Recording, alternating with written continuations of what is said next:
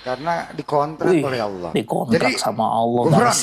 Mas kodi inna kalima dunia Lihat aja. Indonesia kalian film Allah. Nggak apa-apa ya Allah. Allah harus Gokil tanggung nih jawab, si tanggung Mbamba jawab. ini. Nanyakan kepada Rasulullah, ya Rasulullah. Berapa alasan kalian nggak perlu percaya atau nggak perlu ngikutin Simbah Gufron ini?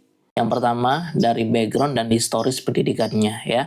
Kita tahu kalau untuk menjadi seorang ulama itu ada syarat-syaratnya teman-teman. Di antaranya yaitu memiliki keilmuan yang mumpuni. Nah, untuk mencapai tingkat dari seorang ulama itu nggak mudah ya.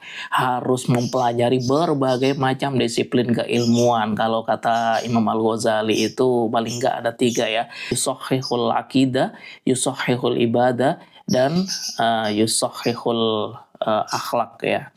Nah, semua cabang ilmu mulai dari usul sampai furu sampai cabang-cabang ilmu agama itu harus dikuasai sehingga menjadi spesifikasi daripada keilmuan ulama tersebut ya. Misalnya kalau kita melihat Ustadz Adi Hidayat itu ahli di bidang Al-Quran gitu ya. Nah kalau Ustadz Abdul Somad ahli di bidang hadis. Sama Imam Syafi'i ahli di bidang fikih. Ya, Imam Hambali, ya, Imam Al-Ghazali ahli di bidang falsafah akidah. Nah semuanya punya spesifikasi ya teman-teman ya. Dan itu ditempuh untuk masa belajarnya itu nggak sehari 2 hari tiba-tiba jadi seorang ulama gitu. Masanya panjang ya, mulai dari pendidikan formal sampai akademisi. Imam Ghazali itu akademisi loh teman-teman. Jadi kalau tiba-tiba muncul menjadi seorang ulama ya kita tidak perlu percaya dan tidak perlu mengikuti. Yang kedua, pembahasan agama itu wajib ada dalil ya, dan setiap pengajian yang dilakukan Mbah Gufron ini tidak ada dalil teman-teman ya. Nah dalil yang paling dasar yang wajib dikeluarkan sebelum memberikan statement ya itu adalah Al-Quran yang pertama, kemudian sunnah ya, Al-Quran dan hadis. Nah setelah itu qaul-qaul ulama untuk menjelaskan daripada satu topik tersebut ya, nggak ngomong enaknya sendiri kayak gitu ya. Jadi ngomongin agama itu harus punya dasar, dan dalil yang paling usul yang paling mendasar itu adalah Quran dan hadis. Nah Mbak Gufron, saya melihat nggak ada dalil-dalilnya sama sekali. Yang ketiga, karena ketidakbenaran atas bahasa-bahasa yang dia klaim sebagai bahasa Suryani itu teman-teman ya. Nah kita bisa mengargumentasikan atau mengasumsikan bahwasannya itu merupakan bahasa yang dia buat-buat sendiri. Karena apa?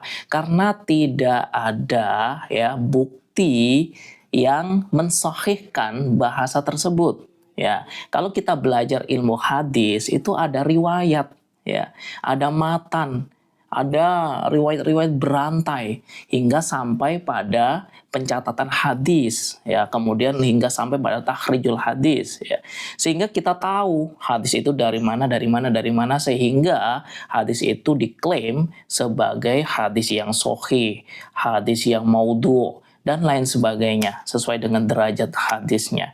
Itu kalau kita belajar ilmu hadis, sehingga kita itu bisa mempercayai hadis itu.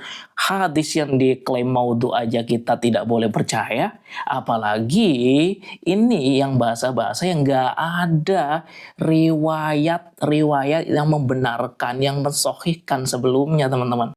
Dalam teori kebenaran, hal itu sudah dikatakan tidak memenuhi unsur-unsur kebenaran ya.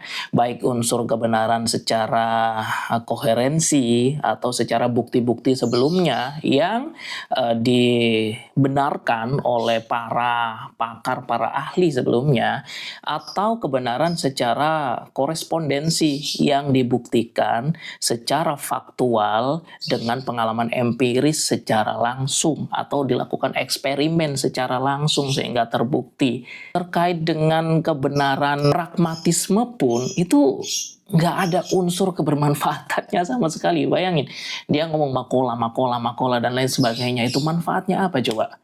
Daripada makalah-makalah, mending langsung kutip Quran, mending langsung kutip hadis. Itu pragmatisnya atau unsur kebermanfaatannya itu nyata. Orang langsung belajar pada wahyu, orang langsung belajar pada sunnah. Nah, ini makola-makola, aduh. Udah deh, hal-hal atau ajaran-ajaran yang tidak pasti, yang absurd, yang nggak jelas kayak gitu, nggak usah diikutin teman-teman. Kita hidup sekali di dunia ini ya, cari selamat aja. Ikutin ulama-ulama yang memang memiliki kredibilitas, memiliki kapabilitas keilmuan ya, dan ahli dalam bidangnya. Paling tidak kita belajar Quran dan Sunnah. Naudzubillah min dzalik.